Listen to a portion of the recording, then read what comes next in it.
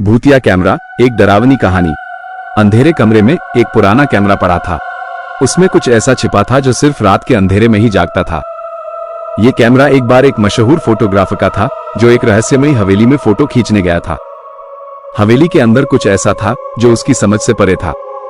उसने हवेली के हर कोने को कैमरे में कैद किया था, लेकिन उस रात जो उसने कैमरा में देखा उसने उसे हमेशा के लिए बदल दिया। फोटोग्राफर ने हवेली से निकलने के बाद कैमरे को कभी नहीं छुआ। वो डर गया था, उस डर से कि कहीं वो फिर से वो न देख ले जो उसने उस रात देखा था। उसने कैमरे को एक पुराने बक्से में बंद कर दिया और उसे भूलने की कोशिश की, लेकिन वो कैमरा उसे नहीं भूला। कई साल बाद फोटोग्राफर की मौत हो गई। उसका कैमरा उसके बेटे के पास आ गया। बेटा एक युवा और उत्साही फोटोग्राफर था। उसे पुराने कैमरे में बहुत दिलचस्पी थी। उसने कैमरे को ठीक किया और उसे इस्तेमाल करना शुरू कर दिया।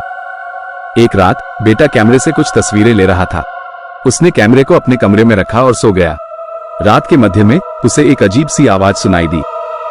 वो उठा और देखा कि कैमरा खुद ही चालू हो गया था। कैमरे की स्क्रीन पर एक धुंधला सा चेहरा दिख रहा था। वो चेहरा लगातार बदल रहा था। कभी वह एक बुढ़िया का चेहरा लगता था तो कभी एक बच्चे का।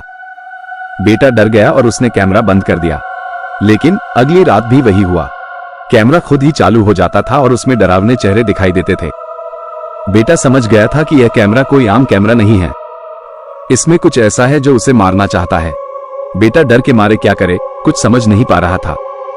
उसने अपने दोस्तों से मदद मांगी, लेकिन कोई भी उसकी मदद करने को तैयार नहीं था। आखिरकार उसने एक पुराने पंडित से मिलने का फैसला किया। पंडित ने उसे बताया कि यह कैमरा भूतिया है। उसमें एक प्रेत कैद है जो लोगों को डराता है और उन्हें मार डालता है। पंडित ने बेटे को बताया कि इस कैमरे को नष्ट करना ही एकमात्र उपाय है।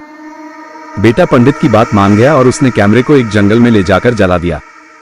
लेकिन जब उसने कैमरे को जलाया तो उसमें से एक चीख निकली।